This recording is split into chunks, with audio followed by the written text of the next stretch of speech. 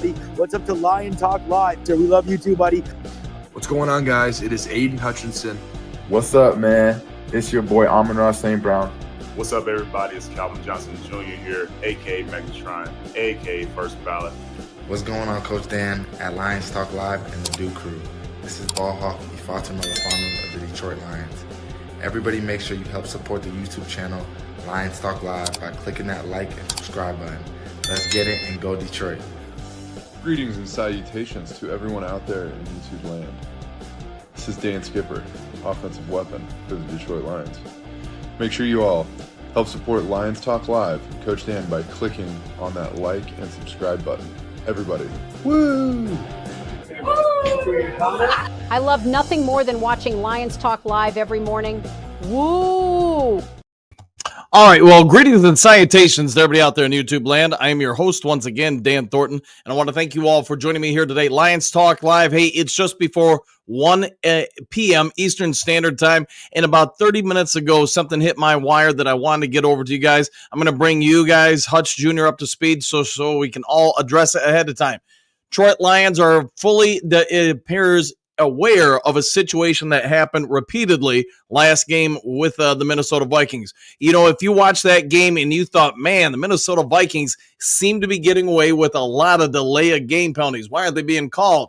If you don't know the rule, apparently just to bring you up to speed, the back official is supposed to watch the ball. He sees the clock. If the clock gets to 0, now you look at the ball. If the ball's not in motion, then you know what you call the penalty. If the ball is in motion, they let it slide.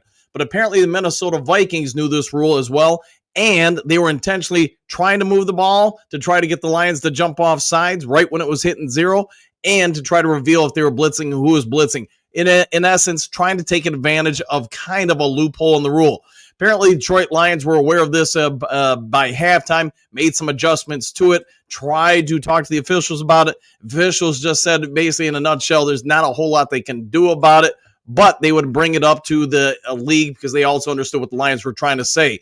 They felt like the officials were put in a bad spot. You did see once the game was over, they called a few. My guess is just, knowing the officials, just so it would go on their pool report at the end of the game that, hey, we actually caught a couple of delay games.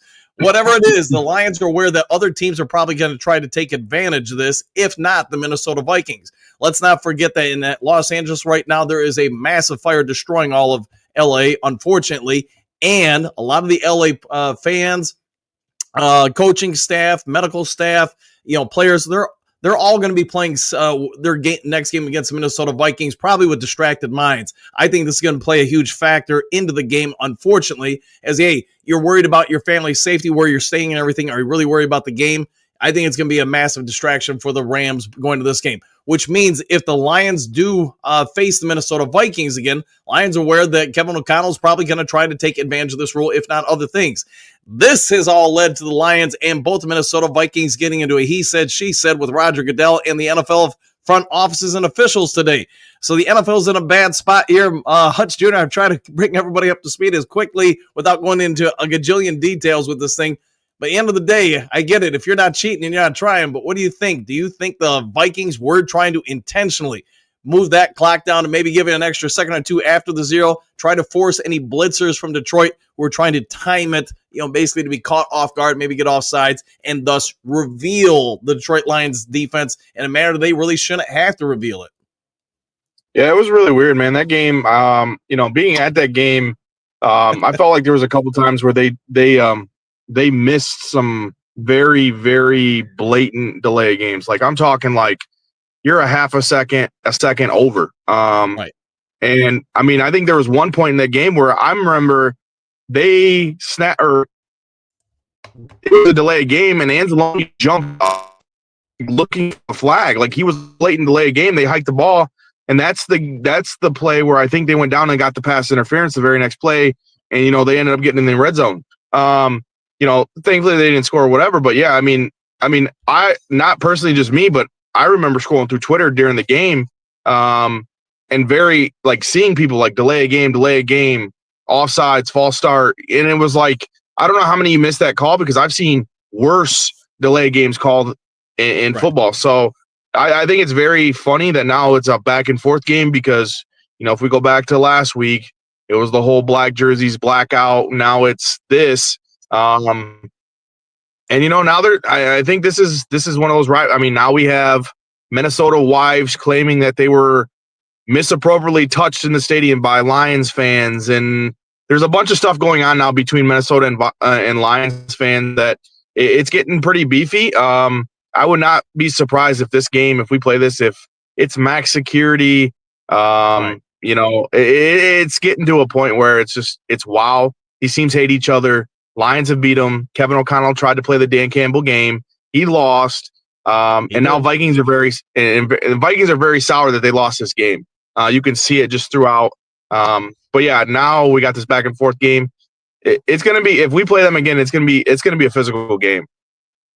Well, for those who don't know, there were a bunch of allegations. I shouldn't say a bunch, but there were some allegations that, yes, Minnesota players, wives, fans, etc., are inappropriately touched, beat up and stuff.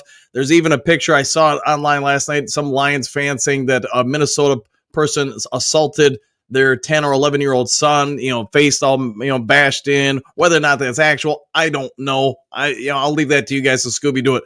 But it does seem to point out that this thing is getting pretty heated between both teams. To bring up, I know you brought it up about Anzalone throwing his hands up in the air. I know he brought up a stink, and you could see it on the sidelines.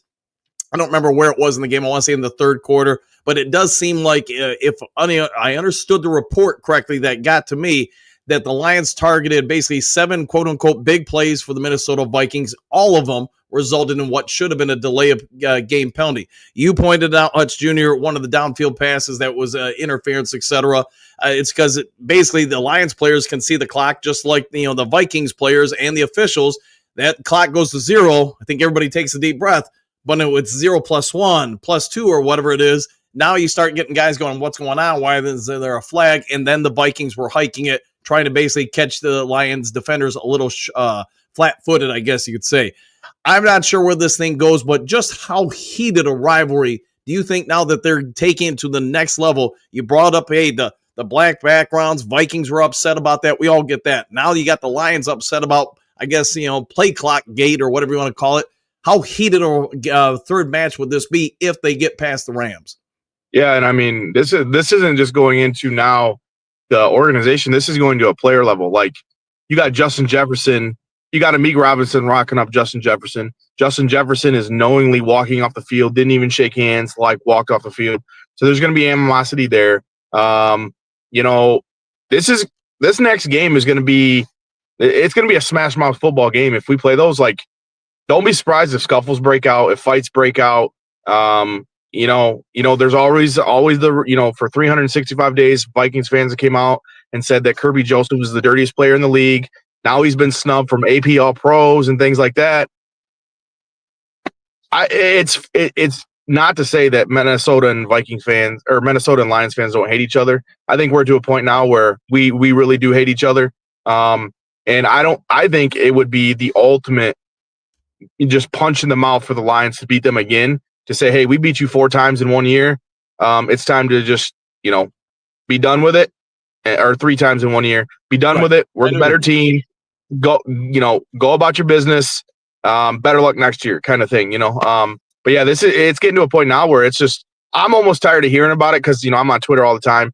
I engage in some of it a little bit, but, we got, like I said, like you were just quoting out about the wives, and now allegedly one of the Vikings super fans saying that a fan kicked his pregnant wife down the stairs. Like, what are we doing? This is football. Anybody knows. Anybody been in Ford Field? I mean, there's security 100 times around the stadium.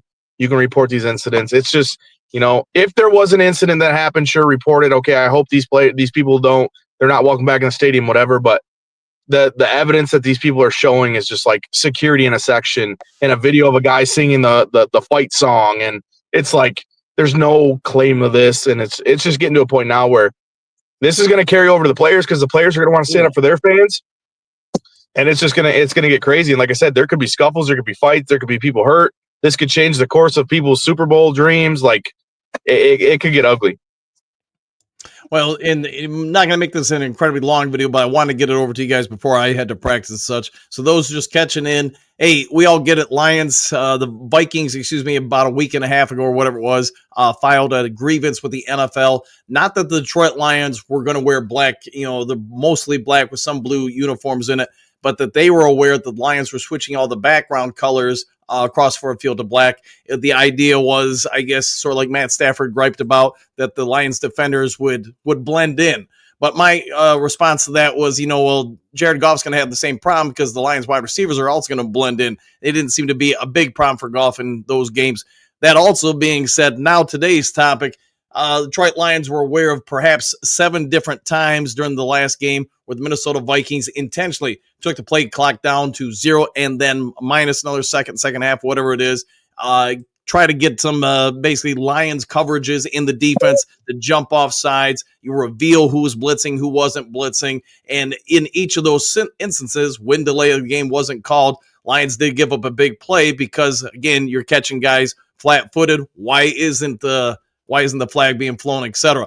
This thing's going to get heated, and whoever the officiating staff is for this game, I'm guessing they're going to have to be really the A+ list because, like you brought up, Hutch Jr., this thing's going to be heated. This is going to be a war. You're going to have both teams not just fighting for their fan base, not just fighting for the right to go to the NFC, but I think you're going to have a whole lot of mixed feelings and emotions down there. My worry as a coach, it doesn't get out of hand to where now a couple players get hurt, suspended, etc. And now that NFC, whoever makes it out of the game gets to the NFC title game, and they're incredibly shorthanded. What would you do to prevent that?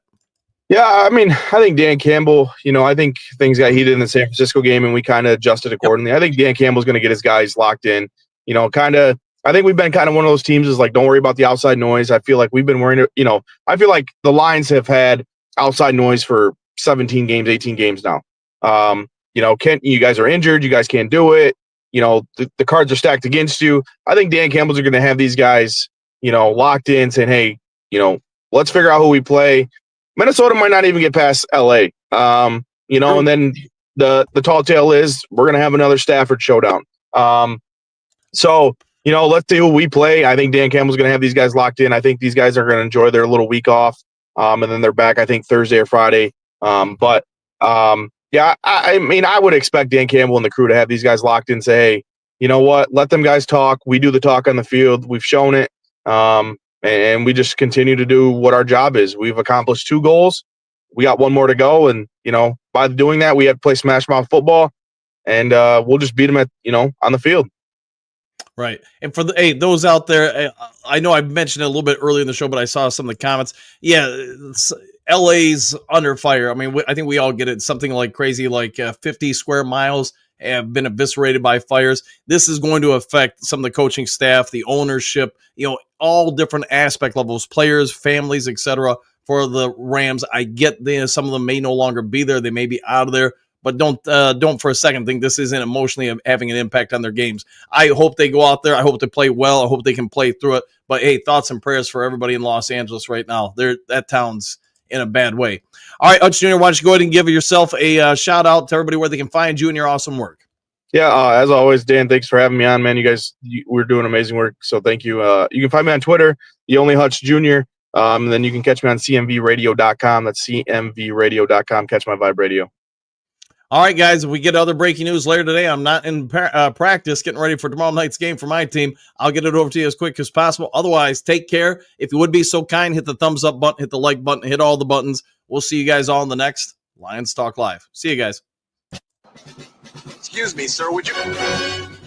Donations to the Reverend Moon? Juice for Jesus? Read about Jehovah's Witness? How about Buddhism? Help Jerry's kids? Oh, yeah. Scientology? Or nuclear power?